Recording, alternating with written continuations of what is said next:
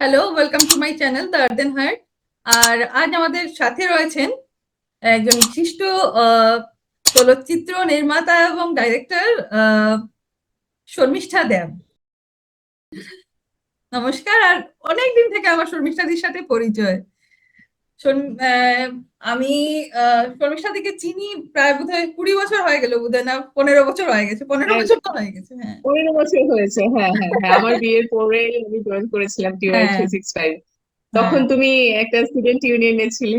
হ্যাঁ, স্টুডেন্ট ইউনিয়নের লিডার ছিলাম। আর হুম, হুম, তুমিই ছিলে মানে একমাত্র বোধহয় ফিমেল জার্নালিস্ট, মহিলা জার্নালিস্ট হিসাবে আসতেন, হ্যাঁ, ভীষণ ইন্সপায়ারিং লাগতো। হ্যাঁ, হ্যাঁ, আর ভিড়ের মধ্যে আইডেন্টিফাই করা যেত, সত্যি বলছি, যে সবাইকে এক ধরনের কোয়েশ্চেন করে বা এক ধরনের চিন্তাধারা নিয়ে আসেন, তুমি ডিফারেন্ট ছিলে একদম, রিয়েলি। সেখান থেকেই তোমার থ্যাংক সাথে ইউ আমার সো মাচ। পরিচয়। আর তারপর তো ইচ্ছে ডানা। তো আমি বলতে চাইবো, এখানে তো আমি তো চিনি, বাকিরা তো তোমার সাথে পরিচিত হতে চাইবে নিশ্চয়ই। তো আমি হ্যাঁ, দর্শকদের বলতে চাইবো যে একদম বেসিক বরাক ভ্যালি আসাম থেকে শর্মিষ্ঠাদির জার্নি শুরু। শর্মিষ্ঠাদি, তোমার জন্ম বোধহয় হাইলাকান্দি, না? হ্যাঁ, হাইলাকান্দির। জন্ম পড়াশুনো কিছুটা হাইলাকান্দিতে, পড়াশুনো কলেজ অব্দি হাইলাকান্দিতে, তারপর আমি গুয়াহাটি, দেন কলকাতা, এরপর আবার back to Silchar, and I got married. ওই আর কি। আচ্ছা। তো মানে প্রথম থেকেই জার্নালিস্ট হওয়ার ইচ্ছে নিয়েই শুরু হয়েছিল জার্নি? না, basically media, fashion industry, movie industry, এই তিনটেই আমাকে খুব বেশি অ্যাট্রাক্ট করতো ছোট থেকে। তো অ্যাজ বিকজ আমি খুব like typical middle class family থেকে বিলং করি। তো বেসিক্যালি মিডিয়া বলতে আমাদের ওখানে জানতাম যে পত্রিকায় লেখালেখি এইসব নিয়েই আমাদের মানে মিডিয়া ব্যাপারটা তখন আমার কাছে, মানে আমি যেহেতু হাইলাকান্দিতে, এবং 2002 2004 সেই সময়গুলো মানে সেরকমই আমাদের মনে হতো। তো আমি তখন জি নিউজ দেখতাম, ইচ্ছে হতো যে টিভির সামনে আসবো, কথা বলবো, এরকম করে কথা বলবো। জার্নালিস্টদের একটা ড্যাম কেয়ার অ্যাটিটিউড, সেটা আমার লাইক খুব ভালো লাগতো। এবং ডিরেক্টর হওয়ার ইচ্ছে অনেক আগে থেকেই ছিল, যে মুভি মেকার হব। সিনেমা খুব বেশি আমাকে অ্যাট্রাক্ট করতো সব সময়, একদম ছোট থেকে। আহ শ্রীদেবীর ছবি চালবাজ যখন আমি ক্লাস 4-এ পড়ি, আহ টিভিতে দিয়েছিল, মনে আছে। তো সেই রকম আমি মানে আমার আমার আমার পড়াশোনার জন্য টিভিটা মানে বন্ধ করে রেখে দেওয়া হতো। তো 4টের সময় রোববারে সিনেমা দেখাতো, আমি আমার পাড়ার মানে খেলতে গিয়ে ওখানে গিয়ে বসে থাকতাম সিনেমা দেখার জন্য। আর শুধু মনে হতো, ইস, যারা ছবি বানায় ওরা জানি কি হয়, মানে কেমন হয়। ওদের ডিরেক্টরদের কখনো যখন ইন্টারভিউ আসতো টিভিতে, আমি খুব দেখতাম। তো এরকম করে করে এটা একটা মানে আমি কোনোদিন ডিরেক্টর হব সেটা কখনো মানে আমার স্বপ্নেও আমি ভাবিনি যে আমি হতে পারবো কখনো। কারণ আমি যে জায়গা থেকে বিলং করি, সেই জায়গা থেকে সেই স্বপ্নটা দেখা, সত্যি বলতে কি একটা বামন হয়ে আহ চাঁদ ধরার চেষ্টা সেরকমই। তারপর আহ, আমি তো খুব টিপিক্যাল মিডিল ক্লাস ফ্যামিলি, তার জন্য অনেক টাকা পয়সার প্রয়োজন, অনেক কিছু, অনেক পিআর এর প্রয়োজন হয়, মানে পাবলিক রিলেশনের প্রয়োজন হয়। তো সেই জিনিসগুলো মানে সত্যি কথা বলতে কি ডিরেক্টর কখনো হতে পারবো সেটা কখনো ভাবিনি। তারপর মিডিয়া এমন হলো যে আমি কর্পোরেট সেক্টরে চাকরি করতাম, এয়ার সাহারাতে ছিলাম, দেন আমি জয়েন করেছিলাম উইপ্রোতে কলকাতায়। সো দ্যাট এরপর আমি যখন বিয়ে করে আবার শিলচর গেলাম, তার ঠিক পরপরই মানে যে মাসে আমার বিয়ে হলো তার ঠিক পরের মাসেই আমি DY 365 জয়েন করলাম আর কি, শিলচরের লাইফ। তো সেটাই আমার মানে এর আগে আমি অ্যাঙ্কারিং করেছিলাম আমাদের হাইলাকান্দির লোকাল চ্যানেলে, MCN বলে একটা চ্যানেলে অ্যাঙ্কারিং করতাম, ভালো লাগতো তখন। প্রথমবার আমি কি আমি নিজেকে টিভিতে দেখছি কেবল চ্যানেলে, সেটাই আমার কাছে অনেক বড় একটা ব্যাপার ছিল। দূরদর্শনে অনুষ্ঠান করতাম। তো এরপর DY 365 জয়েন করা, এবং I was there for long 8 years. আর তারপর মেয়ের জন্মের পর সেটা আমি ছাড়লাম। এরপর এর আগে আমি ইচ্ছে ডানা আমার ম্যাগাজিন স্টার্ট করলাম। স্বপ্নের ইচ্ছেটা সেই না, আমার মনে যখন আছে চার্চের সামনে প্রথম তোমার হোর্ডিংস গুলো লেগেছিল, চার্চ রোড, শিলচর। স্বপ্নের ইচ্ছেটা না। That was actually massive. আমি বলবো যে একটা রেভলিউশন ছিল, যে শিলচর থেকে এভাবে লিটল ম্যাগাজিন তো অনেকটাই বনে, but proper commercial fashion magazine, সেটা বোধহয় প্রথমবার ছিল বরাক ভ্যালিতে। হ্যাঁ, হ্যাঁ, হ্যাঁ, হ্যাঁ, হ্যাঁ, ভীষণ ভালো ফটোশুট, কোনোদিনও কম্প্রোমাইজ করতে দেখিনি, পেপার কোয়ালিটি বলো, ফটোস বলো, না আর্টিকেলস সেটা বলো। করি। ইভেন আমার লেখালেখির কমার্শিয়াল যেটা শুরু বোধহয় তোমার জার্নাল, তোমার ম্যাগাজিন থেকেই। তুমি আমাকে হ্যাঁ, দিয়েছিলে ব্যাপারটা ভ্রমণ হচ্ছে কাহিনী লেখার জন্য। এটাও আমার একটা ইচ্ছে ছিল। সানন্দা 19-20 পড়তাম, ঠিক আছে, কলেজে। তো হুম। 19-20 পড়ে আমি আমার কলেজের একজন ম্যাম ছিলেন, আমার বাংলার ম্যাম, মমতাজ ম্যাম। ওনাকে আমি বলতাম যে ম্যাম এই সানন্দাতে কি করে লেখা যায়, বা 19-20-তে কি করে লেখা যায়।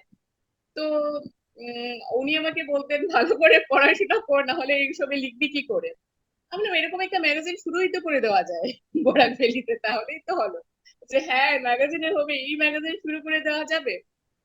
তারপর ওই আমি 2013 থেকে এরকম একটা ইচ্ছে নিয়ে, এরপর 2013 থেকে আমি ওই আমার ম্যাগাজিন শুরু করেছিলাম ইচ্ছেটা। ইচ্ছেটা না আসার পর শিলচরের সবার মনেই যে মডেলিং বলো বা লেখালেখি যে কমার্শিয়াল হ্যাঁ, লেভেলে হতে পারে, সেই সব ধারণা আগেই ছিল না। তোমার ম্যাগাজিনটা আসার পর ইমিডিয়েটলি, আমি এখনো দিল্লিতে লাস্ট উইক আমার দুটো মেয়ের সাথে দেখা হয়েছে, তুমি চিনবে, নবনীতা তোমার মডেল ছিল আই থিঙ্ক, কথা হচ্ছিল, তো হ্যাঁ, হ্যাঁ, বলছিল আরে আমি ছেড়ানায় মডেলিং করেছি। তো এখনো মানে ছড়িয়ে ছিটিয়ে রয়েছে তোমার মডেলসরা, রাইটার্সরা। আমারও হ্যাঁ, কমার্শিয়ালি হ্যাঁ। অ্যাকচুয়ালি লেখা মানে ওরা মানে আগে আমার প্রচুর ওয়েল লিখেছি, কিন্তু কানেক্টেড টিল নাও। প্রথম তুমি বোধহয় পেমেন্ট করেছিলে আমাকে লেখার জন্য। তো তারপর তো মাউস প্রেসোতে অনেক বছর কাজ করেছি, অনেক কিছু করেছি। হ্যাঁ, হ্যাঁ, বাট ইন্টারেস্টিংলি মানে একটা সেন্সেশন ছিল, আর তুমি যেটা ভেবেছিলে যে শুরুয়াত করা যেতে পারে, এত সুন্দর করে স্টার্ট হ্যাঁ, করলে, তো ওটা নিজের মধ্যে একটা রেভলিউশন। তারপর এখন কি ইচ্ছেটা না আছে, না এখন বন্ধ করে দিয়েছো? না, আমি প্যান্ডেমিকের সময় থেকে আমাকে অফ করতে হয়েছে, কারণ বেসিক্যালি ছবি নিয়ে এতটাই ব্যস্ত থাকি। তো এর জন্য মানে সত্যি বলতে কি সেটার জন্য আমার সময় দেওয়াটা সম্ভব হয়ে ওঠে না। সো আমি ট্রাই করছি রায়া আরেকটু বড় হয়ে যাক, আরো 2-3 বছর যাক, তারপর আমি আবারও ইচ্ছেটা নাকি শুরু করব, কারণ এটা আমাকে প্রথম নেম ফেম সব দিয়েছে। সো এখনো আমাকে সবাই ইচ্ছেটানার বলেই জানে, মানে ইচ্ছেটানা ম্যাগাজিনটা না থাকলে আমাদের ক্লাবটা তো রয়েছে। হ্যাঁ, একদম সো একদম। সেটা থেকে আমরা বিভিন্ন অনুষ্ঠান করি। হ্যাঁ, এবং একদম এখন একদম। বেসিক্যালি কি আমি মানে ইচ্ছেটানা থেকে টিভি প্রোগ্রাম গুলো করছি, যেমন তারা টিভি বলো, কালার্স বাংলা বলো, সেগুলোর করছি আমি। হুম হুম তো হুম। মানে ম্যাগাজিন যেটা, প্রিন্ট ম্যাগাজিন যেটা, সেটা আমি কিছুদিনের জন্য অফ রেখেছি। অফ করেছো। আচ্ছা, তোমার তো প্রথম মুভি পয়লা এপ্রিল এপ্রিল। একদম অ্যাজ অ্যাসোসিয়েট ডিরেক্টর। আচ্ছা, হুম। তো সেখানে এত মানে তাবড় তাবড় অভিনেতাদের সাথে কাজ, সৌমিত্র হ্যাঁ, চট্টোপাধ্যায় থেকে শুরু করে। তো হ্যাঁ, কেমন ছিল এক্সপিরিয়েন্স? মানে আমি তো বলবো যে মানে আজকে উনি নেই, কিন্তু তুমি, তোমার জন্য একটা জিনিসে একটা সুযোগ পেয়ে গেলে তুমি ওনার সাথে কাজ করার সারা জীবনের জন্য। হ্যাঁ, সেটা ঠিক। এবং হ্যাঁ আমি না মানে আহ ওনাকে গিয়ে বলেছিলাম যে আপনি যদি মানা করেন তাহলে আমি আর ছবির জগৎ থেকে সরে যাব। মানে উনি মানা করেছিলেন, প্রথম শরীরটা ভালো ছিল না। হ্যাঁ। আমার ছবি, লাস্ট ছবি, মানে সৌমিত্র চট্টোপাধ্যায়ের ছবি। তো লাইক আমি বলেছিলাম যে আপনি যদি কাজটা না করেন তাহলে আমি আর কাজটা করবো না, সেভাবে বলে দিয়েছিলাম। তো তারপর বলছি মেয়েটা কি বলে, আহ, ঠিক আছে তাহলে আমাকে একটু সময় দাও, 2-3 দিন, আমি তোমাকে জানাই। তারপর 2-3 দিন পর ফোন করলেন, ফোন করে আমাকে ডেটটা দিলেন যে ঠিক আছে, সেই এই ডেটে আমি কাজ করবো, এই ডেট থেকে আমি কাজ করবো। তো সেটা আমার জন্য একটা রিয়েলি ভেরি নাইস এক্সপিরিয়েন্স, যে ওনার সাথে নট অনলি এক্সপিরিয়েন্স, মানে আমি বলবো যেটা আমার আম ফর্চুনেট এনাফ যে আমি ওনার সাথে কাজ করতে পেরেছি অ্যাজ অ্যাসোসিয়েট ডিরেক্টর। তারপর সাবিত্রী চট্টোপাধ্যায়ের সাথেও কাজ করেছো। হম। আমি হ্যাঁ, মুভিটা ওনার তুমি কাছ লিংক থেকে না পাঠিয়েছিলে, মানে তারপর সাবিত্রী দেখলাম, চট্টোপাধ্যায়। ভীষণ ভালো হ্যাঁ, লেগেছে এই কাদম্বরী আজও মুভিটা। সেটার বিষয়ে একটু বলো, দেখেছো। সাবিত্রীদির সাথে এক্সপেরিয়েন্সটা আর মুভিটা কি করে ভাবলে, কি করলে, এটা রাইটারও নাকি তুমি, কাদম্বরী হ্যাঁ, আজও? রাইটার আমি। হ্যাঁ, হ্যাঁ। রাইটার আমি গল্পের। বেসিক্যালি না আমি রঞ্জনলাল বন্দ্যোপাধ্যায়ের কাদম্বরীর সুইসাইড নোট পড়েছিলাম। এটা আজকে থেকে 10 বছর আগে। তো আহ 10 বছর আগে যখন পড়েছিলাম, আমি সত্যি বলতে কি আমি 3টে রাত হতে পারিনি। আমার মনে হয়েছিল যে কি যেন একটা মানে, মানে এত কষ্ট একটা মানুষ পেতে পারে একটা সম্পর্কের জন্য, সেটা আমার মনে হয়েছিল। মানে আমি 3টে রাত ঘুমোতে পারিনি, আমি খেতে পারিনি, মানে আমি কিরকম একটা হয়ে গেছিলাম আমি বলতে পারবো না। এরপর যখন ছবির জগতে আসলাম, পয়লা এপ্রিল করলাম, সর্বভূতেষু করলাম, সেটাও আমার খুব কাছের একটি মুভি। হুম হুম হুম। সর্বভূতেষুটা মানে একটু রিলিজের প্রবলেম হচ্ছে কিছু টেকনিক্যাল জিনিসের জন্য। অনেক সময় অনেক ছবিটা আমরা দেখি যে 3-4 বছর লেগে যায় রিলিজ করতে, অনেক কিছু টেকনিক্যাল ম্যাটার্স থাকে তার জন্য। এমনিতে ছবিটি আমরা মানে লাস্ট টাইমও আমার ফেস্টিভ্যালে দেখিয়েছিলাম, অন্য একটা ফেস্টিভ্যালেও গেছে, সবই ঠিক আছে, বাট রিলিজ সেই মতো আমরা থিয়েটার রিলিজটা এখনো করিনি, কটা দিন পর আমরা করে নেব। সেটাও আমার খুব কাছের একটি মুভি, সেখানেও অনেক তাবর তাবর অভিনেতা অভিনেত্রীরা কাজ করেছেন, যেমন শ্রীলেখা মিত্র, রজতাভ দত্ত, চান্দ্রিক ঘোষ, বিশ্বজিৎ চক্রবর্তী, এরপর অর্জুন চক্রবর্তী, এরা সবাই কাজ করেছে, লাবণী সরকার, এরা সবাই কাজ করেছে। সেটাও আমার ডিরেকশনের প্রথম ছবি। আমি যদিও আমার সাথে আরো একজন ডিরেক্টর ছিলেন, কিন্তু আচ্ছা। কাদম্বরী আজও আমার মানে ফিচার ফিল্মে আমার প্রথম ছবি, ইন্ডিপেন্ডেন্টলি আমি অ্যাজ ডিরেক্টর কাজ করেছি কাদম্বরী আজতে। তো কাদম্বরী আজত গল্পটাতে আসে মানে সেই আসছিলাম আহ, কাদম্বরী মানে এই সুইসাইড নোট পড়ে আমি 3 দিন ঘুমোতে পারিনি। এরপর যখন মুভির জগতে আসলাম, আমার সবসময় মনে মনে ছিল আমি এই কাদম্বরীকে নিয়ে একটা কাজ করবো। কিন্তু প্রথম ব্যাপারটা কি, কাদম্বরী ছবিটা তো হয়ে গেছে অলরেডি আগে। হুম, আর সত্যি বলতে কি, সেই প্লটটা নিয়ে যদি আমরা করতে যাই মানে আজকে থেকে এত বছর আগে, তখন কি হয় আমাদের বেসিক্যালি বাজেটটাও ছবির অনেকটা বেড়ে যায়।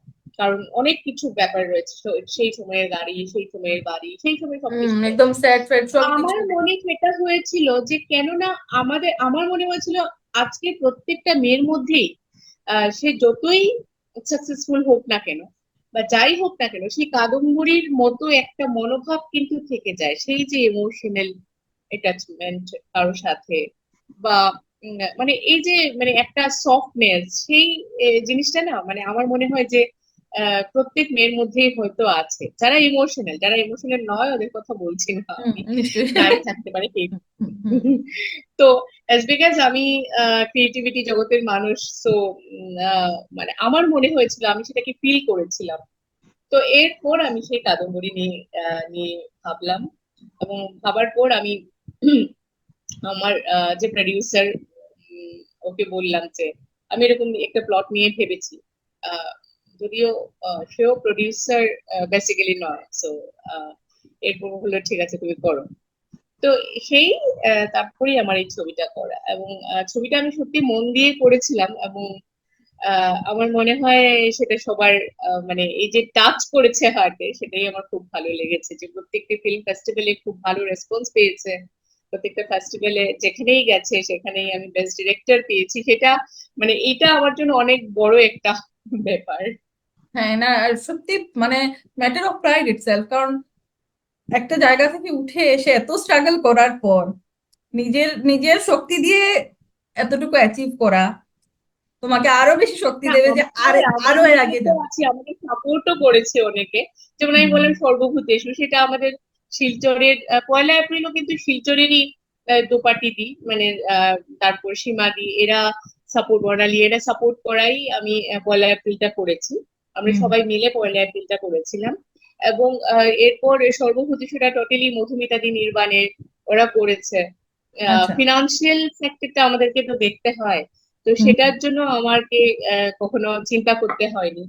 তো ওরা আমাকে প্রচুর সাপোর্ট দিয়েছে, তো তার জন্যই করতে পেরেছে। এবং ওরা সবাই কিন্তু বরাক উপত্যকার, সেটাই আমার ভালো লাগে যে বরাক উপত্যকার সাথে না থাকলে, ওখানকার মানুষ সাথে না থাকলে আমি এতটা এগোতে পারতাম না। ইচ্ছেটা নাই বলো আর আমার ছবির জগৎই বলো, এখনো বরাক উপত্যকার সবাই আমার সাথে রয়েছে, তো তার জন্যই পারছি।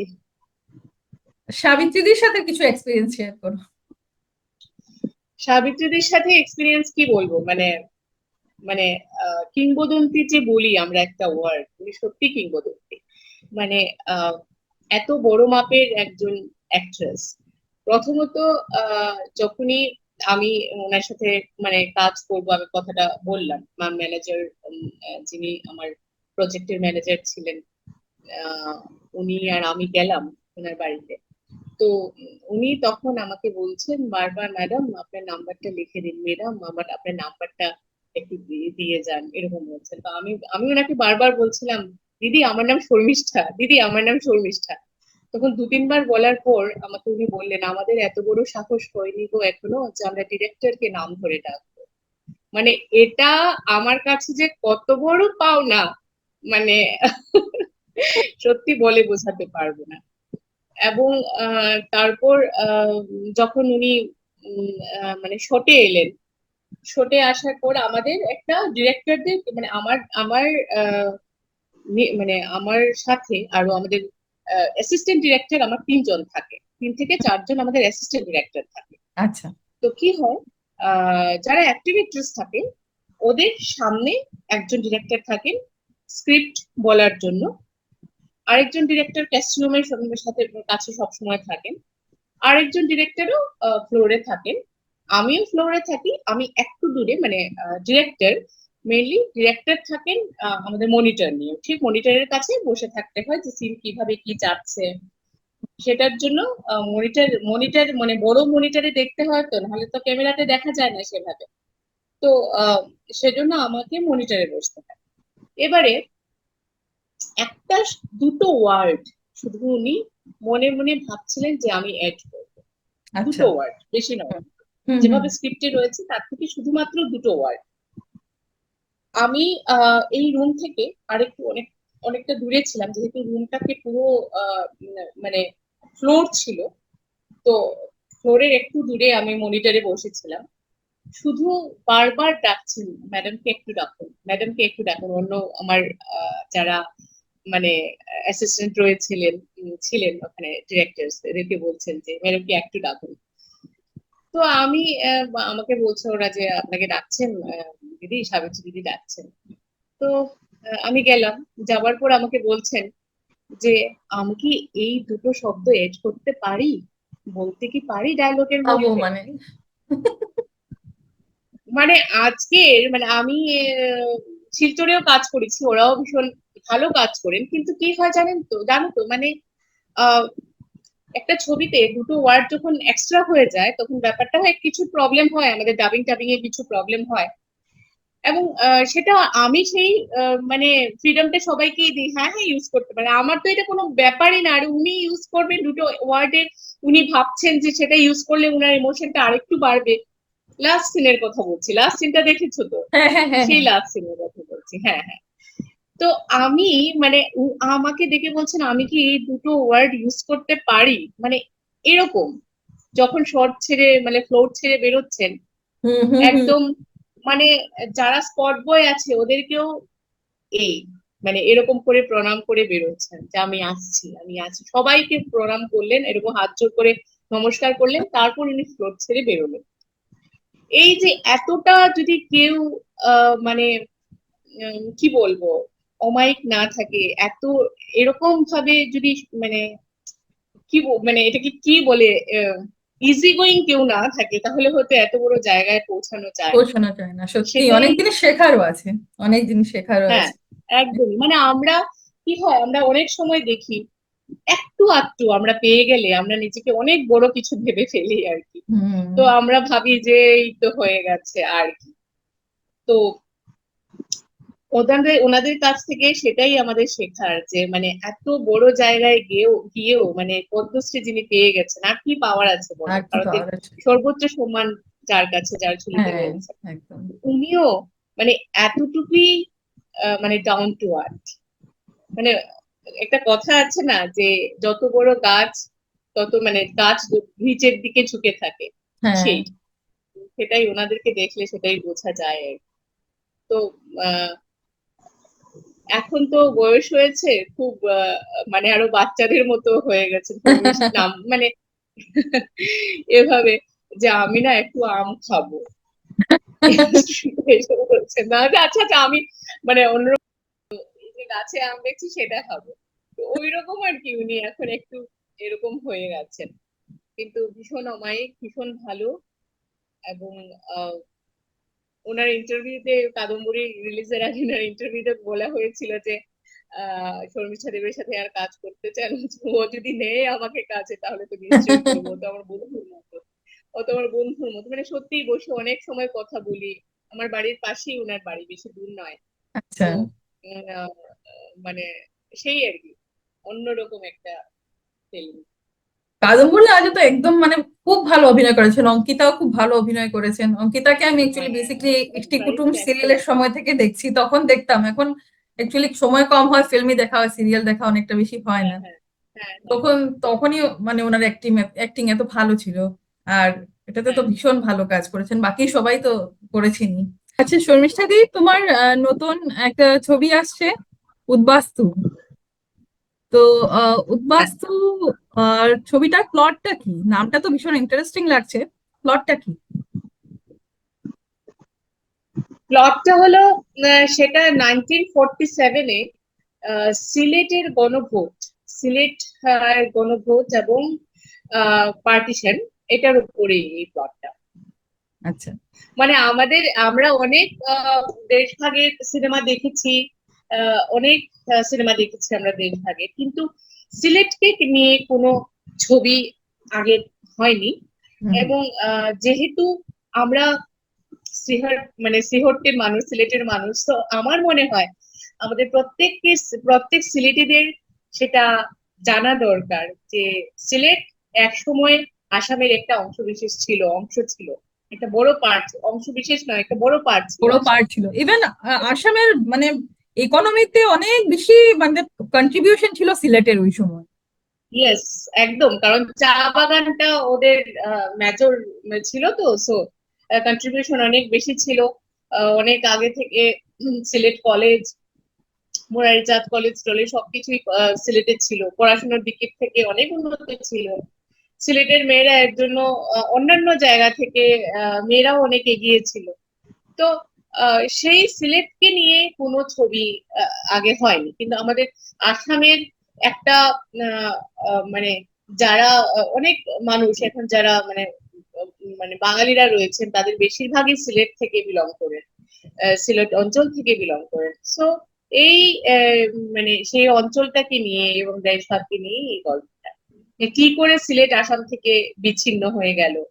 একটা আহ লাইক মানে মোহাম্মদ জিন্নাহর ডিসিশন এবং মোহাম্মদ জিন্নাহর কথা যে আসামকে লাগবে, সো তারপর আসাম লাগবে, তারপর আমাদের এখানকার যারা স্বাধীনতা সংগ্রামী ছিলেন তারা তো আসামকে যেতে দেননি, কিন্তু সিলেট তারপর কিছু পলিটিশিয়ানদের আহ ওদের যে লাইক কি বলবো সেটা, এদের মানে যে বুদ্ধি খাটিয়ে মানে বুদ্ধি না, দুর্বুদ্ধি, সেটা ছিল যে সিলেটের যারা চা শ্রমিকরা আছেন তাদের ভোট দিতে দেওয়া হবে ভোট না, দিতে দেওয়া কারণ হয়নি। ওরা, হ্যাঁ, হ্যাঁ, ওরা স্থানীয় নয়।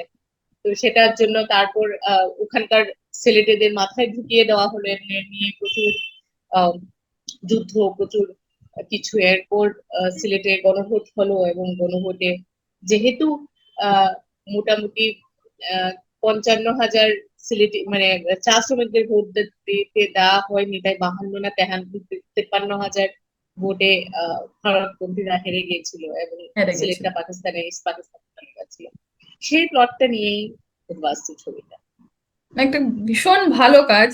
আর সত্যি বলতে কি মানে আমরা শুনে শুনে বড় হয়েছি, দেখেছি যে কিভাবে মানুষ একটা জেনারেশন, আমরা তো আসলে ওসব দেখিনি, শুনেছি জাস্ট, না, বাট যারা ওটার মধ্যে দিয়ে একদম, গিয়েছেন ওদেরকে আমি একদম শেষ বয়সেও মানে কাঁদতে দেখেছি ওসব কথা রিমেম্বার করে।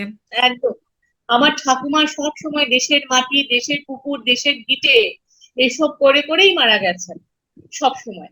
মানে নিজের জায়গাকে কেউ ভুলতে পারে? আজকে আমাকে যদি কেউ শিলচর থেকে বা আমার বাড়ি হাইলাকান্দি, আমাকে যদি বাধ্য করা হয় আমার বাড়ি থেকে আমাকে চলে যেতে, আমাকে যদি বাধ্য করে দেওয়া হয়, এবং আমার আমার জায়গাতেই, ধরো আজকে আমি হাইলাকান্দিতে রয়েছি, এবং তারপর আমাকে বাধ্য করে দেওয়া হয় সেখান থেকে চলে যাওয়ার জন্য, এবং আমি শিলচর আসার পর, আমি ধরো শিলচর চলে এলাম, এবং সেখানে একটা পার্টিশন হয়ে গেল যে এটা আর ভারতে নেই, এবং তারপর বলা হলো যে আমরা শরণার্থী, তখন নিজের কেমন লাগবে? সেটাই। নিজের দেশ থেকে নিজের দেশেই আসলাম, তারপর আমাদেরকে শরণার্থী তকমা দেওয়া হচ্ছে। একদমই। কিন্তু অনেক লোকে শরণার্থী জানো, আর উদ্বাস্তুর মধ্যে তো ডিফারেন্স। হ্যাঁ। অনেক লোকে আমি দেখেছি এই জিনিসটা হুম, বুঝতেই পারে না, আহ, হুম, যে বাংলাদেশি শরণার্থী আর নিজের আর দেশে থেকে উদ্বাস্তু। উদ্বাস্তু হওয়া, দুটার মধ্যে যে ডিফারেন্সটা কি, হ্যাঁ, হ্যাঁ, ভারতীয়, ওরা যারা একদম। এসেছিলেন ওরা ভারতীয়ই ছিলেন আর ভারতের মাটিতেই থেকেছেন, ওরা হ্যাঁ, কখনো তারা বাংলাদেশি নন, উদ্বাস্তু, যেহেতু পাকিস্তানি নন। মাঝামাঝিহীন হয়ে এসেছিলেন তাই ওদেরকে বাস্তুহারা তার জন্য ওদেরকে উদ্বাস্তু বলা হয়। কিন্তু ওরা তো শরণার্থী নন, নিজের দেশ থেকে নিজের দেশে এসেছেন, ওরা কি করে শরণার্থী হতে পারে? কি করে ওরা শোনা। শরণার্থী মোটেই নয়। সেই, আরেকটা জিনিস, এবং মানে কেন ওরা এসেছিলেন? লোকের মধ্যে অ্যাওয়ারনেস ক্রিয়েট করতে সবচেয়ে বড় রোল ফিল্ম।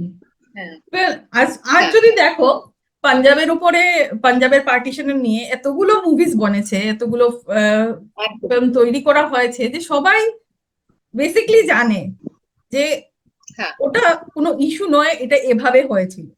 বাট হ্যাঁ, আমাদের ওই দিকের ঘটনাগুলোকে কেউ জানে না। অনেকভাবে ন্যাশনাল, না, এখানে একটা যেন পার্টিশন মিউজিয়াম আছে দিল্লিতে, মানে এক হুম, দুটো জিনিস বোধহয় পার্টিশনের আছে, বাকি সব কিছু এইদিকের এইদিকের পার্টিশনকে নিয়েই করা হয়েছে। তো হুম, হুম। বেসিকলি লোকে জানে কারণ না। ডেইলি ওখানে ওরা রেখেছে, সেটা প্রিজার্ভ করে রাখা আছে, সেটা একদমই আমাদেরও রাখা উচিত আমার মনে রাখা হয়। উচিত, কিন্তু এক্স্যাক্টলি। আমরা সেটা নিয়ে ওয়াকিবহাল নই। একদম, একদম। আর আমরা সেটা সেটাই নিয়ে কি হয়, ওয়াকিবহাল নই। এখানের লোকেরা কিন্তু খুব সুন্দর বলে আমাদের অরিজিন, আমরা লাহোর থেকে এসেছি, আমরা এখান থেকে এসেছি, হ্যাঁ, আমাদের পূর্বপুরুষের বাড়ি ছিল করাচি। বড় বড় পলিটিক্যাল হ্যাঁ, লিডাররাও, ন্যাশনাল লেভেল কারণ লিডাররাও। তখন তো সেই লাহোরটাও তখন ইন্ডিয়া ছিল। তখন তো লাহোরটাও ইন্ডিয়া ছিল, they are not Pakistani, they are also Indian. তো ইন্ডিয়ান, কেন বলবে না? আমি একদম। যেমন আমি আমি এই যখন এখানে কলকাতায়, ও আপনারা বাংলাদেশ, বলছি না বাংলাদেশি না, আমরা ইন্ডিয়ান, বাট আমরা সিলেটি, আমরা সিলেট অঞ্চলের ইন্ডিয়ান। বলছে না, একদম, সিলেট তো বাংলাদেশ। আমি বলি, বাংলাদেশে এখন, এর আগে এটা ইস্ট পাকিস্তানে ছিল, এবং এর আগে ইস্ট পাকিস্তান হওয়ার আগে সেটা ভারত ছিল, ইন্ডিয়া ছিল। এবং যখন সেটা ইস্ট পাকিস্তান হয়ে গেছে, সেই তখনই ওখানে থাকতে না পেরে আমাদের হিন্দুরা ওখান থেকে চলে আসতে হয়েছে। না হলে কেন আসবে? নিজের এত বড় বাড়ি, এত পুকুর ভর্তি মাছ ছিল, আচ্ছা, হ্যাঁ, মানে উঠোন ভর্তি ফসল ছিল, সেটা ছেড়ে কেন আসতে হয়েছিল? সেটা তো কারণ একদমই, ছিল, একদমই। নিজের বাড়িতে এমনিতে আর লোক আসবে না, না? সব একটা ফেলে বাড়ি টেলে ছেড়ে চলে কেন আসার আসবে? কোনো মানেই হয় না। কোনো মানে হয় না। তো সেটা কেন আসতে হয়েছিল, সেটাই আমার ছবি উদ্বাস্তুতে দেখানো হয়েছে। তুমি হঠাৎ করে এটা এবং নিয়ে ছবি বানাবে, তৈরি করবে, কি করে হঠাৎ করে এই ডিসিশন নিলে? ডিসিশন নিলাম তো আমি, সত্যি বলতে কি, আমি আমার আমি আহ, আমি দেশকে খুব ভালোবাসি। সেটা আমি হয়তো দেখাই না সবসময়, যে আমি অলওয়েজ দেশের নাড়া লাগাই না, সেটা ঠিক। কিন্তু আহ, যখন আম, এই দিল্লিতে যাই, দিল্লিতে গিয়ে পালিকা মার্কেটের সামনে যে বড় মানে এই যে পতাকাটা রয়েছে, ন্যাশনাল ফ্ল্যাগটা রয়েছে, সেটাকে যখন উঠতে দেখি, মানে সত্যি বলতে কি আমার চোখ দিয়ে জল চলে আসে। I don't know Y. আমি জানি না আমার, আমি কেন এটা হয়, কারণ আমার সেটা জানি না, আমার হয়তো ব্লাডে রয়েছে, কারণ আমার মায়ের বাবা ইন্ডিয়ান আর্মিতে ছিলেন। তো তার জন্য হয়তো চাইনিজ বাইরে উনি মিসিং। আমার বাড়িতে সেই একটা ঘটনাও রয়েছে, যাই হোক। আচ্ছা, তো আহ এর জন্য আমার মানে সেটা হয়, আমার দেশকে নিয়ে একটা আলাদা রকমের একটা আমার ইমোশন আমার আছে সবসময়। সেটা আমি সবসময় দেখাই না হয়তো বা, কিন্তু স্টুডেন্ট ইউনিয়ন করেছি আমি, এবিভিতে ছিলাম আমার আচ্ছা। স্টুডেন্ট লাইফে। তারপর চাকরি টাকরি এসবের জন্য আর সবকিছু সম্ভব হয়ে ওঠে না। কিন্তু আহ এই যে মানে আমার মনে হয় যে আমাদের খুব কনসাস হওয়া দরকার আমাদের দেশের ব্যাপারে। যখন অন্যরা বাংলাদেশি বলে, কেন বলবে? এই যে সেই যে ব্যাপারটা মানুষের মধ্যে একটা মানে এটা বুঝিয়ে দেওয়া দরকার, যে মানুষকে, যে না, আমরা বাংলাদেশি নই, ওখানকার লোক বাংলাদেশি নয়, ওরা ইন্ডিয়ান, সেটা বোঝানো। এবং আমার আমার ঠাকুমার কাছ থেকে, দিদার কাছ থেকে ছোটবেলা থাকতে, এবার আমি যখন বাংলাদেশ যাচ্ছিলাম তখন সেই কৈলাসহরের দিকে যাওয়ার সময় মনোনদী দেখছিলাম, আর মনে হচ্ছিল যে দিদা সবসময় মনোনদীর কথা বলতো। আচ্ছা, মনোনদীতে এরকম, সুরমা নদীটা এরকম, সেরকম বলতো সবসময়। তো আমার মনে হচ্ছে, মানে আমার বাংলাদেশের প্রত্যেকটা জিনিস দেখি, মুরারি চাঁদ কলেজ সবকিছু দেখি, আমার রূপকথার গল্পের মতোই মনে হচ্ছিল, যে এত ছোট থাকতে দিদার, মানে আমার ঠাকুমার মুখে রাতের পর রাত শুধু, আমরা এটাকে কিচ্চা বলতাম, হ্যাঁ, হুম, হুম, হুম, ঠাকুমা ঠিক আছে, কিচ্চা হ্যাঁ, বলবার। হ্যাঁ। তো ঠাকুমা কখনো কখনো দেশের বাড়ির গল্প, মানে কখনো কখনো বেশিরভাগ সময়ই, মানে সারাটা দিন ওনার মুখে একটাই কথা, দেশের বাড়ি, দেশের মাটি, দেশের সবকিছু। একটা মানুষ একটা জায়গায় এসে যতদিনই যতবারই থাকুক, সেই ছোটবেলা থেকে যেখানে বড় হয়েছে, সেইখান থেকে যদি জোর করে কাউকে তুলে দেওয়া হয়, তাহলে যেটা মনের অবস্থা হয় সেটাই হয়েছিল আমাদের সেটাই। হুম ঠাকুমা দিদিমাদের অবস্থা, হুম সেটাই হুম, হয়েছিল, এবং একদম এখনোই একদম। ওরা এরকম ভাবে ইমোশনাল ছিলেন এদের বাড়িটাকে নিয়ে, এদের ভিটেটাকে নিয়ে। তো হুম তার জন্য এরপর যখন আমি একদিন ঝুমুর হুম, পান্ডের একটি গল্প পড়লাম, মুক্তদা সুন্দরীর হারানো প্রাপ্তি। আচ্ছা। হুম সে সময় থেকে আমার একটা ইচ্ছে ছিল যে আমি একটা ছবি বানাবো দেশকে নিয়ে, বরাক উপত্যকাকে নিয়ে, এরকম পুরো বরাক বরাক ভ্যালিতে আমি শুট করব।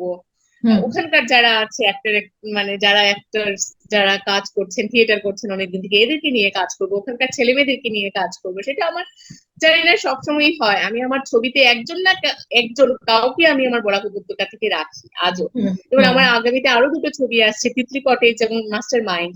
দুটো ছবিতেই আমি শিলচরের মানুষজনকে রেখেছি। সেটা আমার ভালো লাগে, আমার জায়গার মানুষটা আমার একটা ছবিতে থাকবে, সেটা আমার ভালো লাগে। তো আহ এই যখন মানে আমি মানে ওনার গল্পটা যখন আমি পড়লাম, মুগ্ধা সুন্দরী হারানো প্রাপ্তি, সেই মহিলাও এই গল্পটার মধ্যে সেরকমই একজন মহিলা ছিলেন, যিনি সব সময় মানে ওনার দেশের বাড়ির কথা ভাবতেন, আহ, এইটা নিয়ে সব সময় বসে থাকতেন, মনমরা হয়ে থাকতেন। পার্টিশন, ঘরে ঘরে না একটা পার্টিশন দিতে লাগবে। এই পার্টিশন কথাটা শুনে ওনার দেশ মানে এই ওই পার্টিশনের কথা মনে পড়ে যেত। তো আচ্ছা। এটা, এই গল্পটা পড়ে আমার মনে হলো যে এই মুখ্যদা সুন্দরীর ক্যারেক্টারটাই হয়তো আমার ঠাকুমার ক্যারেক্টার, বা হয় এই মুখ্যদা সুন্দরীর ক্যারেক্টারটাই আমার দিদিমার ক্যারেক্টার। এই ক্যারেক্টারকে রেখে আমি তারপর চারদিকে গোপা চৌধুরী আমি মিলে পুরো প্লটটাকে এভাবে সাজালাম। ওখানে রণবীর কায়স্থ, তারপর আরো যারা লেখকরা আছেন, হুম ওদের হুম অনেক বইকে আমরা রেফারেন্স হিসেবে নিয়েছি। হুম এই হুম। বিভিন্ন প্লট নিয়ে আমাদের এই গল্পটা তৈরি হয়েছে। তো এখানে কি অভিনেতা অভিনেত্রী কারা রয়েছেন, কাস্ট? কাস্টিং, কলকাতা থেকে রুমকি চ্যাটার্জি, আবির চ্যাটার্জি অ্যাক্টর, ওনার মা রুমকি চ্যাটার্জি। আচ্ছা মানে আবির চ্যাটার্জি অ্যাক্টর, ওনার মা হলেন Rumki Chatterjee, she is an actress. তো আচ্ছা উনি আচ্ছা রয়েছেন মুখ্যদা সুন্দরীর মেইন ক্যারেক্টারে। আচ্ছা। অর্কপ্রভ ভট্টাচার্য কলকাতা থেকে রয়েছে। হুম হুম, বাকি সবাই আমাদের শিলচর, হাইলাকান্দি, করিমগঞ্জ, আচ্ছা। Each and everyone. Tamalkanti Banik রয়েছে, শান্তনু সেনগুপ্ত রয়েছেন, তারপর নেহাল, সে যে থিয়েটার করে এলো বিদেশে গিয়ে, সে রয়েছে। কাশীনাথ, কাশী বিশ্বনাথ দাস ও রয়েছে। আমাদের প্রদীপ দাস উনি রয়েছেন, মানসী নন্দী রয়েছেন, শুভ্রা ভট্টাচার্য রয়েছেন, ইন্দ্রাণী ভট্টাচার্য রয়েছেন, বিপ্লব দাস, আহ বাপি, অনেক আরো অনেক আমাদের আমাদের ইয়াং শিলচরে তো এরা জেনারেশন। সবাই মানে আহ নামি দামি অভিনেতা। হ্যাঁ, সবাই মোটামুটি সবাই একদম চিনে। একদম একদম আমরা দেখে দেখে বড় হচ্ছি একদম। বা এখনো দেখছি। দেবস্মিতা দেওয়ানজি করেছে রুমকি চট্টোপাধ্যায়ের ছোটবেলার রোলটা, আচ্ছা মানে ইয়াং এজের রোলটা করেছে। তো আচ্ছা আচ্ছা এরকম অনেকেই এই ছবিতে কাজ করেছেন। আচ্ছা। তো সবার ছবিটা ভীষণ কোথায় সাপোর্ট দেখতে পাওয়া পেয়েছি। যাবে? কি মানে কোথায় তোমরা স্ক্রিনিং করছো, কি করছো? এখনো তো ছবিটা রিলিজ করে নিয়ে আমরা হচ্ছি আমাদের সাউথ আসাম ফিল্ম ফেস্টিভ্যালে, যেটা আগামী 6 এবং 7 এপ্রিল শিলচর বঙ্গভবনে অনুষ্ঠিত হতে চলেছে।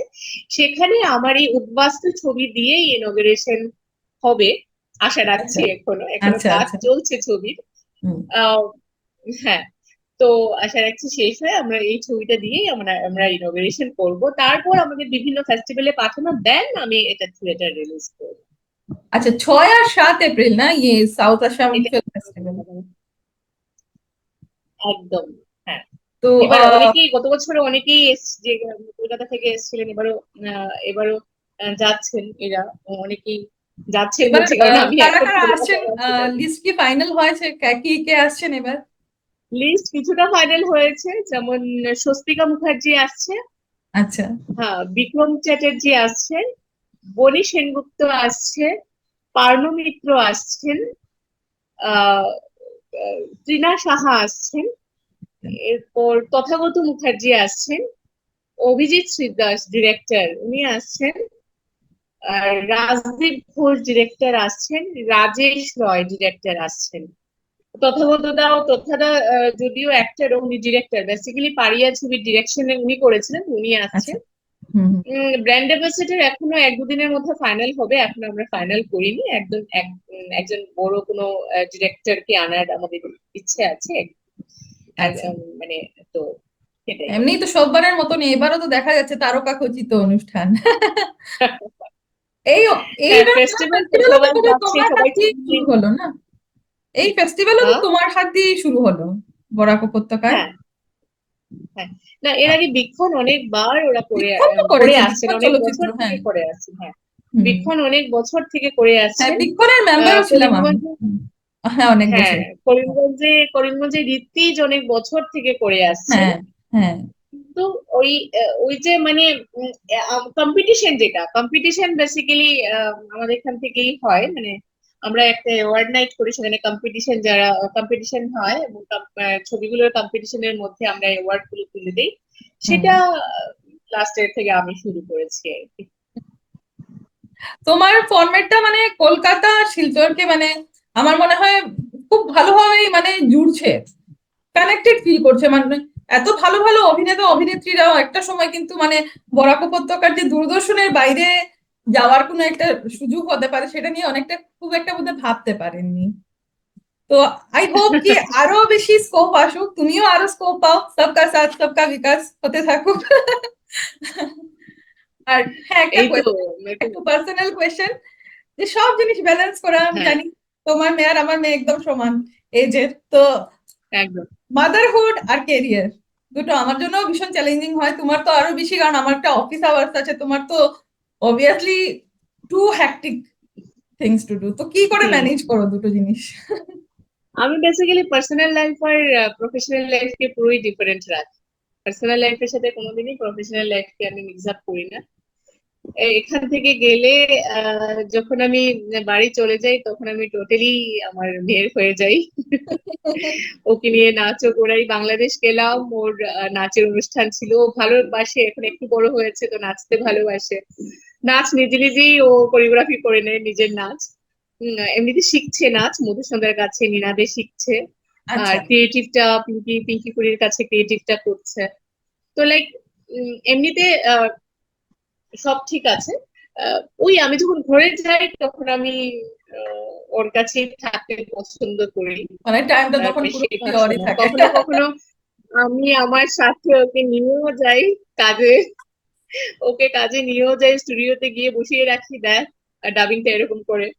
তো এটা দেখতে দেখতে শুটও দেখছিল ও অনেকদিন। তো লাস্ট ও ডেবিউ করলো, আমারই মুভিতে ডেবিউ করেছে একটা ছবিতে, মাস্টার মাইন্ডে।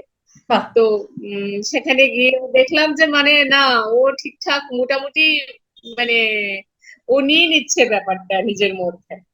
তো এখন তো ও নিজেই বলে, আরে বেশি পড়াশোনা, আমি যদি পর আরো পড় হলে কি করে, বেশি পড়াশোনা করে কি করবো, আমেরিকা চলে যাবো, তোমাকে দেখবে কে?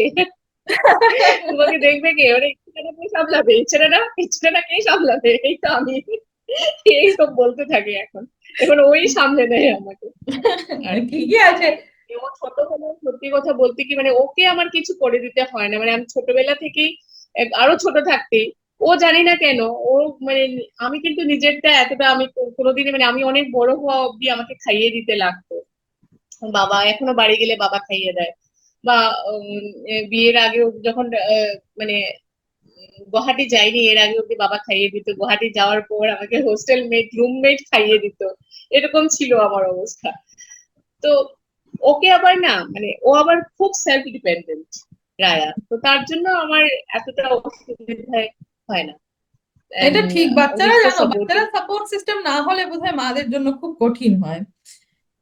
আমার প্রথম একদমই প্রথম আমি একদমই। একটি ডে কেয়ারে রেখে যাব, খুব মানে ভয় পাচ্ছিলাম, বাট খুব সুন্দর অ্যাডজাস্ট করে নিল। আর হ্যাঁ হ্যাঁ হ্যাঁ। বরং মানে আর আমি যদি মারা নাচ, ওয়ার্কিং হলে না, মারা যখন ওয়ার্কিং হয় তখন বাচ্চারা হুম, সেটা বুঝে যায় হ্যাঁ, আর সেটা একটা। ভীষণ ভাবে অ্যাপ্রিসিয়েট করে। আমার তো আমার মনে হয় যে একদম বাচ্চারা এগুলো সবচেয়ে বেশি অ্যাপ্রিসিয়েট করে মাকে। একদম একদম। ও তো আমাকে সবসময় জিজ্ঞাসা করবে যে আমি আজ এখন কলকাতায় আছি, রাতে তুমি খেয়েছো মা, শুধু মানে ঠিক আছে তুমি কাজ করছো, তুমি খাবে কিন্তু টাইমলি কিন্তু খেয়ে নেবে, এরকম কিন্তু ওই বলে আমাকে মায়ের মতো গুলো। তো সেই জিনিসগুলো ম্যানেজ করে নেয় ও। ও, তুমি খুব তাড়াতাড়ি তোমার মুভি নিয়ে দিল্লিতেও এসো, আমরা ওয়েট করে থাকবো। একদম কারণ আমার মনে একদম। হয় যতটা মানে বাঙালিরা তাও কিছু জানে।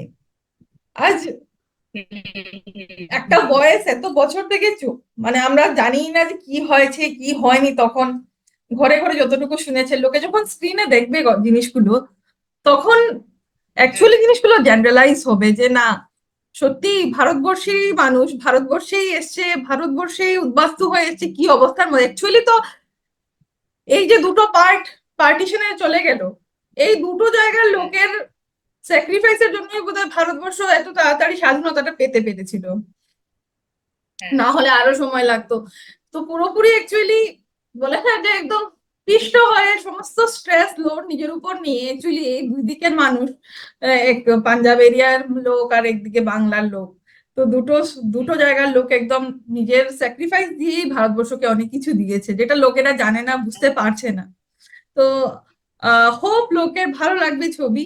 আর প্লিজ আমি তোমাকে রিকোয়েস্ট করবো যে এটাকে শুধু বাংলায় না রেখে ডাবিং করো, সবাই দেখতে পাক, সবার মধ্যে ওটাকে, হ্যাঁ, ইয়ে করো। চেষ্টা করছি, সেটাই চেষ্টা করছি। হ্যাঁ। ঠিক আছে। তো শুভকামনা রইলো অনেকটা থ্যাংক নতুন ইউ সো ছবির জন্য। Much, thank you. আজকেও সময় হয়ে গেছে, তো আমাকে আবার স্টুডিও যেতে হবে। তো ওকে, আরো একদিন আড্ডা হবে এরকম। নিশ্চয়ই নিশ্চয়ই নিশ্চয়ই। ঠিক আছে, ভালো থ্যাংক থেকো। You so much everyone, thank you so much, thank you so much. আপনারাও যখন ছবিটা আসবে দেখতে যাবেন, যারা শিলচরে আছো, 6 আর 7 এপ্রিল। সেটা আমি সত্যি বলছি, আগামী 6 এপ্রিল, আগামী 6 এপ্রিল বঙ্গভবনে প্রথমবারের মতো উদ্বাস্তু স্ক্রিনিং হবে। সেখানে পুরো বরাক উপত্যকায় সবাই কাজ করেছেন, আপনারা সবাই আসুন দুপুরবেলা। আমার ছবির স্ক্রিনিং টাইম দুপুর 2টো থেকে। তো আপনারা প্লিজ আসুন এবং আমাদেরকে সাপোর্ট করুন, এবং আপনারা সাথে থাকুন, আপনারা সাথে থাকলেই আমরা আমাদের দেশের কথা সবার কাছে পৌঁছে দিতে পারবো। Thank you. দেখতে ভুলবেন না, থাকবেন পাশে। শর্মিষ্ঠা দি অনেক কষ্ট করছে, শর্মিষ্ঠা দির সাথে এত লোক কষ্ট করছেন কাজটাকে এগিয়ে নিয়ে যাওয়ার জন্য, আর আপনাদের প্রেজেন্স খুব জরুরি। ঠিক আছে, থ্যাংক সবাইকে ইউ। বাই বাই, সবাই ভালো থাকুন। বাই। আচ্ছা শর্মিষ্ঠা দি, তোমার নতুন একটা ছবি আসছে, উদ্বাস্তু। তো উদ্বাস্তু ছবিটার প্লটটা কি? নামটা তো ভীষণ ইন্টারেস্টিং লাগছে, প্লটটা কি? প্লটটা হলো সেটা 1947-এ সিলেটের গণভোট, সিলেট গণভোট এবং পার্টিশন, এটার উপরে এই প্লটটা। আচ্ছা। মানে আমরা অনেক দেশভাগের সিনেমা দেখেছি, অনেক সিনেমা দেখেছি আমরা দেশভাগের, কিন্তু সিলেটকে নিয়ে কোনো ছবি আগে হয়নি। হুম হুম। এবং যেহেতু আমরা শ্রীহট্টের মানুষ, সিলেটের মানুষ, তো আমার মনে হয় আমাদের প্রত্যেক সিলেটিদের সেটা জানা দরকার যে সিলেট এক সময় আসামের একটা অংশ ছিল, একটা বড় পার্ট, অংশ বিশেষ নয়, একটা বড় পার্ট ছিল বড় আসাম। পার্ট ছিল, ইভেন আসামের মানে ইকোনমিতে অনেক বেশি মানে কন্ট্রিবিউশন ছিল সিলেটের ওই সময়। ইয়েস, একদম, কারণ চা বাগানটা ওদের মেজর ছিল, তো সো কন্ট্রিবিউশন অনেক বেশি ছিল। অনেক আগে থেকে সিলেট কলেজ, মুরারিজাত কলেজ টলেজ সবকিছুই সিলেটে ছিল, পড়াশোনার দিক থেকে অনেক উন্নত ছিল। সিলেটের মেয়েরা এর জন্য অন্যান্য জায়গা থেকে মেয়েরাও অনেক এগিয়ে ছিল। তো সেই সিলেটকে নিয়ে কোনো ছবি আগে হয়নি, কিন্তু আমাদের আসামের একটা মানে যারা অনেক মানুষ এখন যারা মানে বাঙালিরা রয়েছেন, তাদের বেশিরভাগই সিলেট থেকে বিলং করেন, সিলেট অঞ্চল থেকে বিলং করেন। সো এই মানে সেই অঞ্চলটাকে নিয়ে এবং দেশভাগকে নিয়ে এই গল্পটা, যে কি করে সিলেট আসাম থেকে বিচ্ছিন্ন হয়ে গেল। একটা আহ লাইক মানে মোহাম্মদ জিন্নাহর ডিসিশন এবং মোহাম্মদ জিন্নাহর কথা যে আসামকে লাগবে, সো তারপর আসাম লাগবে, তারপর আমাদের এখানকার যারা স্বাধীনতা সংগ্রামী ছিলেন তারা তো আসামকে যেতে দেননি, কিন্তু সিলেট তারপর কিছু পলিটিশিয়ানদের ওদের যে লাইক কি বলবো সেটা, এদের মানে যে বুদ্ধি খাটিয়ে, মানে বুদ্ধি না, দুর্বুদ্ধি, সেটা ছিল যে সিলেটের যারা চা শ্রমিকরা আছেন তাদের ভোট দিতে দেওয়া হবে ভোট না, দিতে দেওয়া কারণ হয়নি। ওরা, হ্যাঁ হ্যাঁ, ওরা স্থানীয় নয়। তো সেটার জন্য তারপর ওখানকার ছেলেদের মাথায় ঢুকিয়ে দেওয়া হলো, এবং এর নিয়ে প্রচুর আহ, যুদ্ধ, প্রচুর কিছু। এরপর সিলেটে গণভোট হলো, এবং গণভোটে যেহেতু আহ মোটামুটি 55,000 সিলেটি মানে চা শ্রমিকদের ভোট দিতে দেওয়া হয়নি, তাই 52 না 53,000 ভোটে ভারতপন্থীরা হেরে গিয়েছিল, এবং হেরে গেছিল। সিলেটটা ইস্ট পাকিস্তান হয়ে গেছিল। সেই প্লটটা নিয়েই উদ্বাস্তু ছবিটা। একটা ভীষণ ভালো কাজ। আর সত্যি বলতে কি মানে আমরা শুনে শুনে বড় হয়েছি, দেখেছি যে কিভাবে মানুষ একটা জেনারেশন, আমরা তো আসলে ওসব দেখিনি, শুনেছি জাস্ট, না, বাট যারা ওটার মধ্যে দিয়ে একদম গিয়েছেন ওদেরকে আমি একদম শেষ বয়সেও মানে কাঁদতে দেখেছি ওসব কথা রিমেম্বার করে। একদম। আমার ঠাকুমা সব সময় দেশের মাটি, দেশের পুকুর, দেশের ভিটে এসব করে করেই মারা গেছেন সব সময়।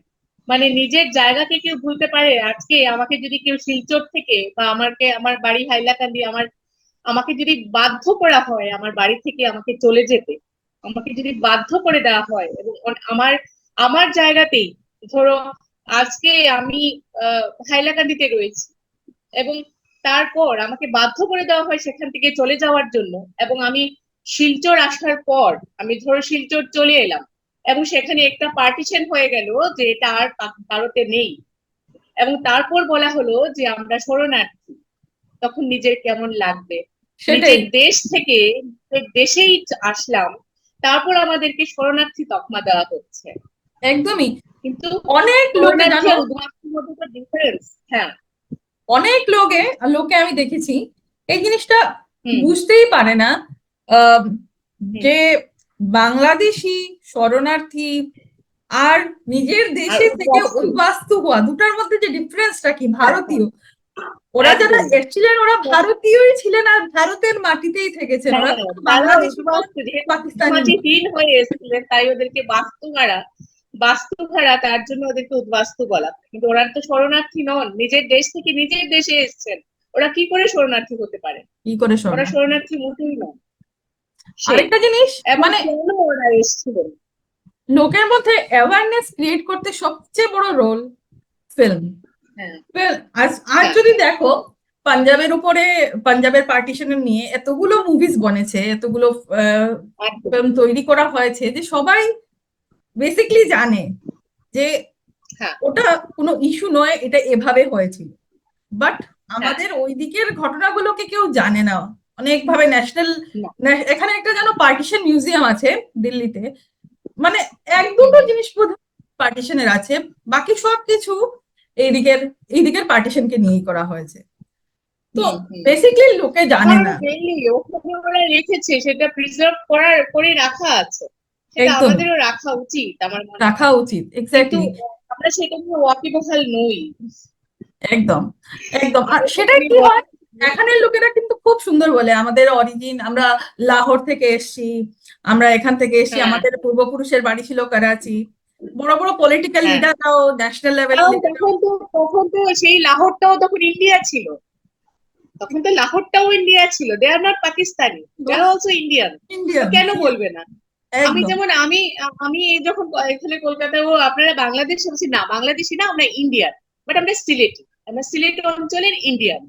বলছে না, একদম। সিলেট তো বাংলাদেশ। আমি বাংলাদেশে এখন, এর আগে এটা ইস্ট পাকিস্তানে ছিল, এবং এর আগে ইস্ট পাকিস্তান হওয়ার আগে সেটা ভারত ছিল, ইন্ডিয়া ছিল। এবং যখন সেটা ইস্ট পাকিস্তান হয়ে গেছে, সেই তখনই ওখানে থাকতে না পেরে আমাদের হিন্দুরা ওখান থেকে চলে আসতে হয়েছে। নাহলে কেন আসবে? নিজের এত বড় বাড়ি, এত পুকুর ভর্তি মাছ ছিল, আচ্ছা, হ্যাঁ। মানে উঠোন ভর্তি ফসল ছিল, সেটা ছেড়ে কেন আসতে হয়েছিল? সেটা তো কারণ একদমই ছিল, একদমই। নিজের বাড়ি থেকে এমনিতে আর লোক আসবে না, না? সব একটা ফেলে বাড়ি টেলে ছেড়ে চলে কেন আসার আসবে? কোনো মানেই হয় না। কোনো মানে হয় না। তো সেটা কেন আসতে হয়েছিল, সেটাই আমার ছবি উদ্বাস্তুতে দেখানো হয়েছে। তুমি হঠাৎ করে এটা এবং নিয়ে ছবি বানাবে, তৈরি করবে, কি করে হঠাৎ করে এই ডিসিশন নিলে? ডিসিশন নিলাম তো আমি সত্যি বলতে কি আমি আমার আমি আমি দেশকে খুব ভালোবাসি, সেটা আমি হয়তো দেখাই না সবসময় যে আমি অলওয়েজ দেশের নাড়া লাগাই না, সেটা ঠিক। কিন্তু আহ, যখন আম, এই দিল্লিতে যাই, দিল্লিতে গিয়ে পালিকা মার্কেটের সামনে যে বড় মানে এই যে পতাকাটা রয়েছে, ন্যাশনাল ফ্ল্যাগটা রয়েছে, সেটাকে যখন উঠতে দেখি, মানে সত্যি বলতে কি আমার চোখ দিয়ে জল চলে আসে। I don't know Y. আমি জানি না আমার, আমি কেন এটা হয়, কারণ আমার সেটা জানি না, আমার হয়তো ব্লাডে রয়েছে, কারণ আমার মায়ের বাবা ইন্ডিয়ান আর্মিতে ছিলেন, তো তার জন্য হয়তো চাইনিজ বাইরে উনি মিসিং।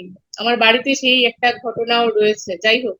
আচ্ছা। তো আহ এর জন্য আমার মানে সেটা হয়, আমার দেশকে নিয়ে একটা আলাদা রকমের একটা আমার ইমোশন আমার আছে সবসময়, সেটা আমি সবসময় দেখাই না হয়তো বা, কিন্তু স্টুডেন্ট ইউনিয়ন করেছি আমি, এবিভিতে ছিলাম আমার আচ্ছা। স্টুডেন্ট লাইফে। তারপর চাকরি টাকরি এসবের জন্য আর সবকিছু সম্ভব হয়ে ওঠে না। কিন্তু আহ এই যে মানে আমার মনে হয় যে আমাদের খুব কনসাস হওয়া দরকার আমাদের দেশের ব্যাপারে। যখন অন্যরা বাংলাদেশি বলে, কেন বলবে, সেই এই যে সেই যে ব্যাপারটা মানুষের মধ্যে একটা মানে এটা বুঝিয়ে দেওয়া দরকার যে মানুষকে, যে না আমরা বাংলাদেশি নই, ওখানকার লোক বাংলাদেশি নয়, ওরা ইন্ডিয়ান, সেটা বোঝানো। এবং আমার আমার ঠাকুমার কাছ থেকে, দিদার কাছ থেকে ছোটবেলা থাকতে, এবার আমি যখন বাংলাদেশ যাচ্ছিলাম তখন সেই কৈলাসহরের দিকে যাবার সময় মনোনদী দেখছিলাম, আর মনে হচ্ছিল যে দিদা সবসময় মনোনদীর কথা বলতো, আচ্ছা। মনোনদীতে এরকম, সুরমা নদীটা এরকম সেরকম বলতো সবসময়। তো আমার মনে হচ্ছে, মানে আমার বাংলাদেশের প্রত্যেকটা জিনিস দেখি, মুরারি চাঁদ কলেজ সবকিছু দেখি, আমার রূপকথার গল্পের মধ্যেই মনে হচ্ছিল যে এত ছোট থাকতে দিদার, মানে আমার ঠাকুমার মুখে রাতের পর রাত শুধু, আমরা এটাকে কিচ্চা বলতাম, হ্যাঁ, হুম, হুম, হুম, ঠাকুমা কিচ্ছা, কিচ্চা হ্যাঁ। বলবার। হ্যাঁ। তো ঠাকুমা কখনো কখনো দেশের বাড়ির গল্প, মানে কখনো কখনো বেশিরভাগ সময়ই, মানে সারাটা দিন ওনার মুখে একটাই কথা, দেশের বাড়ি, দেশের মাটি, দেশের সবকিছু। একটা মানুষ একটা জায়গায় এসে যতদিনই যতবারই থাকুক, সেই ছোটবেলা থেকে যেখানে বড় হয়েছে, সেইখান থেকে যদি জোর করে কাউকে তুলে দেওয়া হয়, তাহলে যেটা মনের অবস্থা হয় সেটাই হয়েছিল আমাদের সেটাই। হুম, ঠাকুমা দিদিমাদের অবস্থা, হুম, সেটাই হুম, হয়েছিল। এবং একদম এখনোই একদম। ওরা এরকম ভাবে ইমোশনাল ছিলেন এদের বাড়িটাকে নিয়ে, এদের ভিটেটাকে নিয়ে। তো হুম। তার জন্য এরপর যখন আমি একদিন ঝুমুর হুম। পান্ডের একটি গল্প পড়লাম, মুগ্ধা সুন্দরীর হারানো প্রাপ্তি। আচ্ছা। হুম। সে সময় থেকে আমার একটা ইচ্ছে ছিল যে আমি একটা ছবি বানাবো দেশকে নিয়ে, বরাক উপত্যকাকে নিয়ে, এরকম পুরো বরাক বরাক ভ্যালিতে আমি শুট করব। হুম। ওখানকার যারা আছে অ্যাক্টর, মানে যারা অ্যাক্টর, যারা কাজ করছেন, থিয়েটার করছেন অনেকদিন থেকে, এদেরকে নিয়ে কাজ করবো, ওখানকার ছেলে মেয়েদেরকে নিয়ে কাজ করবো। সেটা আমার জানি না সবসময়ই হয়, আমি আমার ছবিতে একজন না একজন কাউকে আমি আমার বরাক উপত্যকা থেকে রাখি আজও। হুম। এবং হুম। আমার আগামীতে আরো দুটো ছবি আসছে, তিতলি কটেজ এবং মাস্টার মাইন্ড। দুটো ছবিতেই আমি শিলচরের মানুষজনকে রেখেছি। সেটা আমার ভালো লাগে, আমার জায়গার মানুষটা আমার একটা ছবিতে থাকবে, সেটা আমার ভালো লাগে। তো আহ এই যখন মানে আমি মানে ওনার গল্পটা যখন আমি পড়লাম, মুগ্ধা সুন্দরী হারানো প্রাপ্তি, সেই মহিলাও এই গল্পটার মধ্যে সেরকমই একজন মহিলা ছিলেন, যিনি সব সময় মানে ওনার দেশের বাড়ির কথা ভাবতেন, আহ, এইটা নিয়ে সবসময় বসে থাকতেন, মনমরা হয়ে থাকতেন। পার্টিশন, ঘরে ঘরে না একটা পার্টিশন দিতে লাগবে, এই পার্টিশন কথাটা শুনে ওনার দেশ মানে এই ওই পার্টিশনের কথা মনে পড়ে যেত।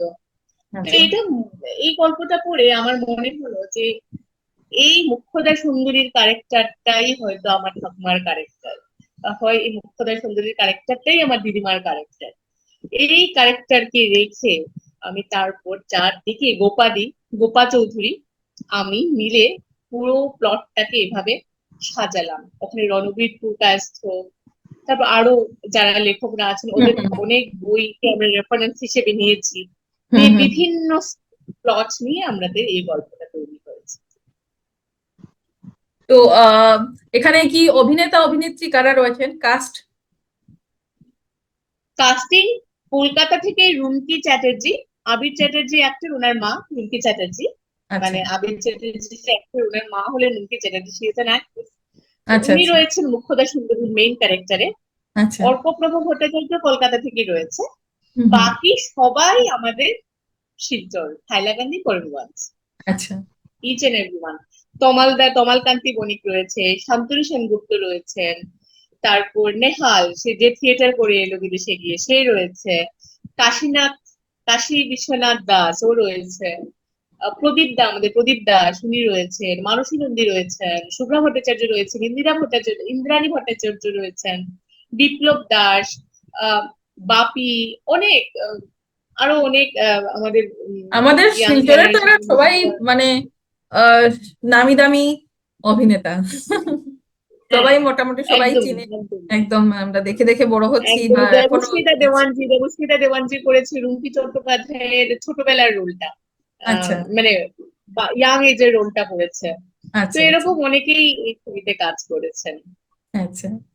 তো সবার ছবিটা ভীষণ কোথায় সাপোর্ট দেখতে পাওয়া পেয়েছে। যাবে? কি মানে কোথায় তোমরা স্ক্রিনিং করছো, কি করছো? এখনো তো ছবিটা রিলিজ করে নিয়ে আমরা হচ্ছি আমাদের সাউথ আসাম ফিল্ম ফেস্টিভ্যালে, যেটা আগামী 6 এবং 7 এপ্রিল শিলচর বঙ্গভবনে অনুষ্ঠিত হতে চলেছে। সেখানে আমার এই উদ্বাস্তু ছবি দিয়েই ইনঅগারেশন হবে আশা রাখছি। আচ্ছা এখনো এখনো আচ্ছা কাজ আচ্ছা। চলছে ছবির। হুম। আহ হ্যাঁ, তো আশা রাখছি শেষ হয়ে আমরা এই ছবিটা দিয়েই আমরা আমরা ইনঅগারেশন করব, তারপর আমাদের বিভিন্ন ফেস্টিভ্যালে পাঠানো, দেন আমি এটা থিয়েটার রিলিজ করবো। আচ্ছা 6 আর 7 এপ্রিল না ইয়ে সাউথ আসাম এটা ফিল্ম ফেস্টিভ্যাল? একদম, হ্যাঁ।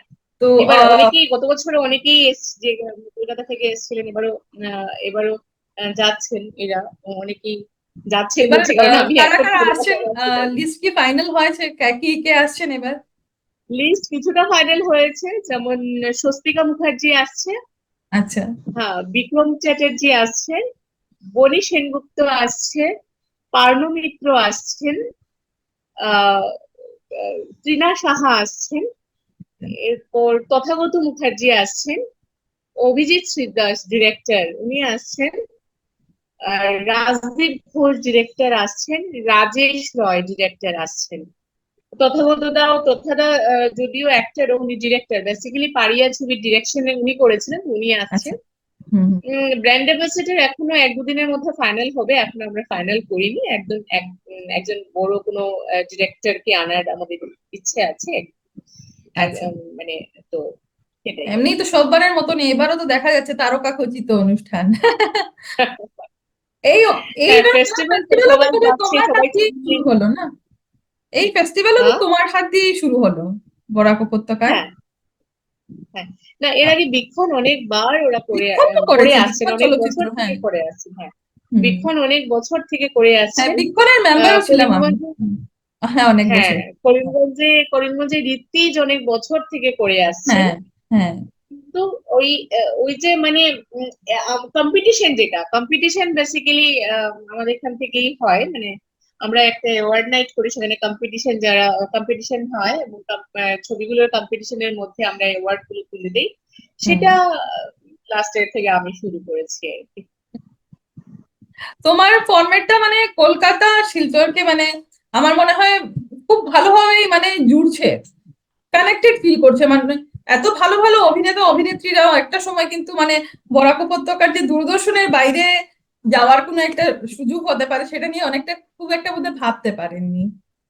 তো আই হোপ কি আরো বেশি স্কোপ আসুক, তুমিও আরো স্কোপ পাও, সবকা সাথ সবকা বিকাশ হতে থাকুক। আর হ্যাঁ একটা এই তো, কোয়েশ্চেন, একটু পার্সোনাল কোয়েশ্চেন, যে সব জিনিস ব্যালেন্স করা আমি হ্যাঁ, জানি তোমার মেয়ে আর আমার মেয়ে একদম সমান এজের তো, একদম। মাদারহুড আর কেরিয়ার দুটো আমার জন্য ভীষণ চ্যালেঞ্জিং হয়, তোমার তো আরো বেশি কারণ আমার একটা অফিস আওয়ার্স আছে, তোমার তো obviously too hectic things to do, তো কি করে হুম, ম্যানেজ করো দুটো জিনিস? আমি বেসিক্যালি পার্সোনাল লাইফ আর প্রফেশনাল লাইফকে পুরোই ডিফারেন্ট রাখি। পার্সোনাল লাইফের সাথে কোনোদিনই প্রফেশনাল লাইফকে আমি মিক্স আপ করি না। এখান থেকে গেলে যখন আমি বাড়ি চলে যাই, তখন আমি টোটালি আমার মেয়ের হয়ে যাই। ওকে নিয়ে নাচও করাই। বাংলাদেশ গেলাম, ওর নাচের অনুষ্ঠান ছিল, ও ভালোবাসে, এখন একটু বড় হয়েছে তো নাচতে ভালোবাসে। নাচ নিজে নিজেই ও কোরিওগ্রাফি করে নেয় নিজের নাচ। এমনিতে শিখছে নাচ, মধুসন্ধ্যার কাছে নিনাদে শিখছে, আর আচ্ছা ক্রিয়েটিভটা পিঙ্কি পিঙ্কি কুড়ির কাছে ক্রিয়েটিভটা করছে। তো লাইক এমনিতে সব ঠিক আছে। ওই আমি যখন ঘরে যাই তখন আমি ওর কাছেই থাকতে পছন্দ করি, মানে টাইমটা তখন বেশি পুরোপুরি ওরই ভাষণ থাকে। কখনো কখনো আমি আমার সাথে ওকে নিয়েও যাই কাজে, ওকে কাজে নিয়েও যাই, স্টুডিওতে গিয়ে বসিয়ে রাখি, দেখ ডাবিংটা এরকম করে। তো এটা দেখতে দেখতে শুটও দেখছিল ও অনেকদিন, তো লাস্ট ও ডেবিউ করলো, আমারই মুভিতে ডেবিউ করেছে একটা ছবিতে, মাস্টার মাইন্ডে। বাহ। তো সেখানে গিয়ে দেখলাম যে মানে না, ও ঠিকঠাক মোটামুটি মানে ও নিয়ে নিচ্ছে ব্যাপারটা নিজের মধ্যে। তো এখন তো ও নিজেই বলে, আরে বেশি পড়াশোনা, আমি যদি পর আরো পড় হলে কি করে, বেশি পড়াশোনা করে কি করবো, আমেরিকা চলে যাবো, তোমাকে দেখবে কে, তোমাকে দেখবে কে, ওরে ইচ্ছেটা কে সামলাবে, ইচ্ছেটা কে সামলাবে, এই তো আমি, এই সব বলতে থাকে এখন, এখন ওই সামলে নেয় আমাকে আর কি। ঠিকই আছে।